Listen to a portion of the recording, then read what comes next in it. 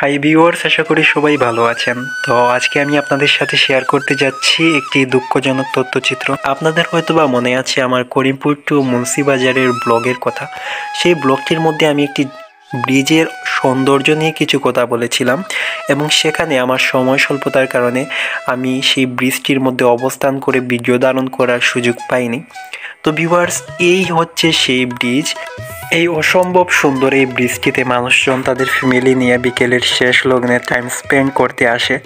তো ভিউয়ার্স, এই সুন্দর ব্রিজটি কিছু অমানুষরা, অসভ্য জানোয়াররা কিছু অকথ্য অশালীন শব্দাবলী লিখে এরকম একটি জায়গায় তারা কি জাহির করতে চেয়েছে আমার কিন্তু বোধগম্য হয় না। তবে আমি একটি বিষয় বোধগম্য করতে পেরেছি, আদতে তারা কিন্তু তথাকথিত সেই অশ্লীল পরিবারের জারজ সন্তান। এগুলো কিন্তু পারিবারিক মূল্যবোধের একটি অংশ। আদৌ যদি তাদের পরিবার ভালো হতো তাহলে এরকম একটি জায়গায় এরকম নিকৃষ্ট শব্দসমূহ লেখার মনস্কামনা তাদের হতো না। তো ভিউয়ার্স, আমাদের কিন্তু ইচ্ছে ছিল সাদা রঙিনে মুছে দেওয়ার, তবে আনফর্চুনেটলি সেটি পাইনি।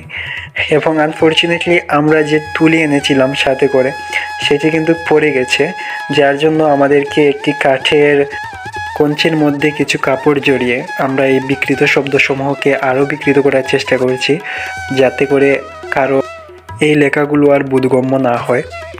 তো যেটি বলছিলাম, পারিবারিক মূল্যবোধের যে শিক্ষা সেটি কিন্তু একটি মানুষের জীবনে অনেক বড় ভূমিকা পালন করে।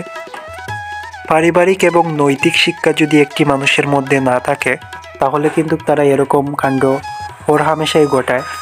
তো ভিউয়ার্স, এই কাণ্ড ঘটানোর পরিপ্রেক্ষিতে শুধু তথাকথিত ওই মানুষটি যে ক্ষতিগ্রস্ত হচ্ছে তা কিন্তু নয়, একই সাথে তার পরিবারও ক্ষতিগ্রস্ত হচ্ছে।